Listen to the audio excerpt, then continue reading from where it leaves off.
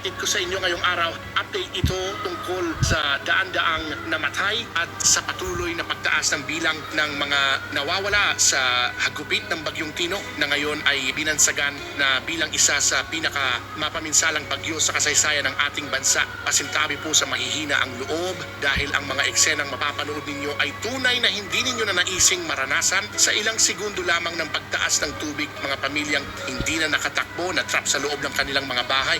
Ang iba sa bintana na lang dumaan, umaakyat sa bubong habang tinatanaw ang unti-unting paglubog ng kanilang tahanan. Imagine mga kababayan, nasa bubong kayo ng bahay, yakap ang pamilya mo habang mabilis na tumataas ang tubig sa paligid. Wala kang magawa kundi umiyak at manalangin dahil alam mong kaunting taas pa, maaaring tuluyan na kayong lamunin ng baha. Sa gitna ng kaguluhan, may mga kababayan tayong walang takot na nagbayanihan, nagsusugal ng sariling buhay. Mailigtas lang ang mga kapitbahay, lalo na ang mga batang umiiyak, nanginginig at halos mawalan ng pag-asa habang tumataas ang tubig. May mga lalaking lumulusong kahit delikado. Bitbit ang mga sanggol na halos malunod na, nakapanlulumong makita na habang ang iba ay tumatakas para mabuhay, may ilan na handang mamatay, mailigtas lang ang iba. Gabi pa lamang ay nagbigay na ng babala ang gobyerno, ngunit maraming hindi sumeryoso. Mahina lang yan, signal number 4 lang, ngunit lingid sa kaalaman ng lahat, record-breaking ang dami ng tubig na ibinuhos ng Bagyong Tino. Kalahati ng Cebu,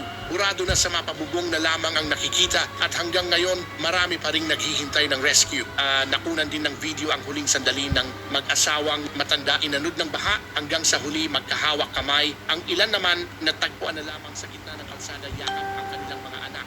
Nakakalungkot din makita ang isang aso na pilit umaakyat, lumalaban para makaligtas sa rumaragasang baha. Basang-basa, nanginginig pero hindi sumusuko dahil kahit hayop man marunong ding lumaban para mabuhay. Saludo sa mga dog lover na hindi iniwan ang kanilang mga alaga hanggang sa dulo.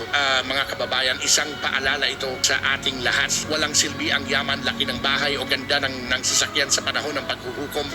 Unti-unti nang lumilitaw ang mga palatandaan na iba na ang mundo, malupit at tila naghihiganti na ang kalikasan. Kung patuloy nating aabusuhin ang kalikasan, sa isang iglap lang lahat ng tao maaring maglaho.